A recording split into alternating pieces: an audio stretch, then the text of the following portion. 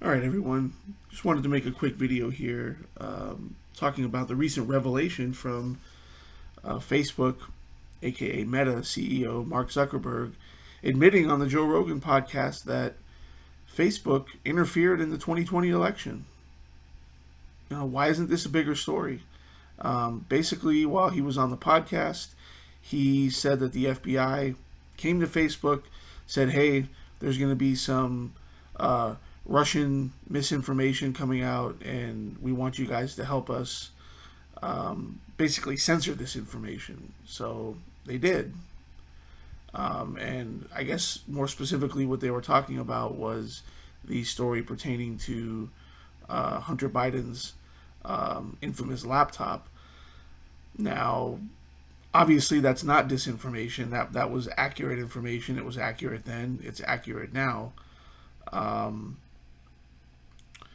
but yeah, they with all this talk of election interference and misinformation. So the fact that the FBI came to Facebook reporting this as misinformation was in and of itself misinformation.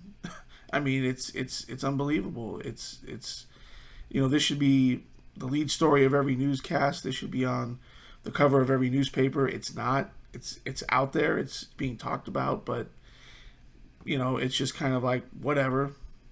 Half the country probably doesn't even care because they just hate Trump so badly that even if there was some behind the scenes stuff going on to help the Biden campaign, well they don't really care. In fact, there was a survey that was done that said about 16% of people that voted for Joe Biden, had they known about the Hunter Biden laptop story prior to the 2020 election, wouldn't have voted for Joe Biden. So I think it's safe to say that probably would have been enough to swing the election.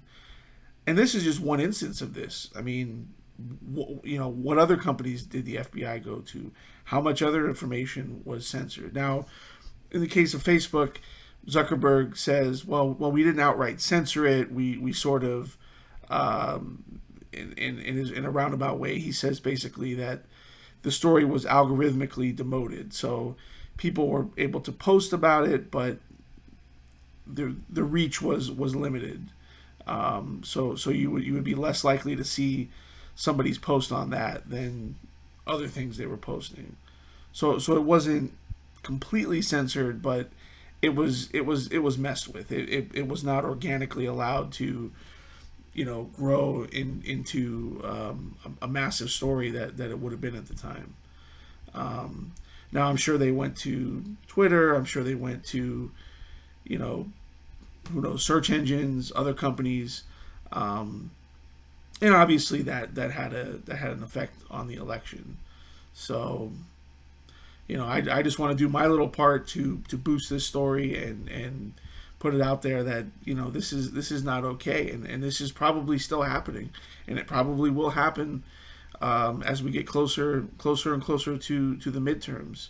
So be aware, be aware of this, that the media will amplify stories that are provably false, and they will not report on or bury other stories that are provably true, just depending on who the story helps, who the story hurts.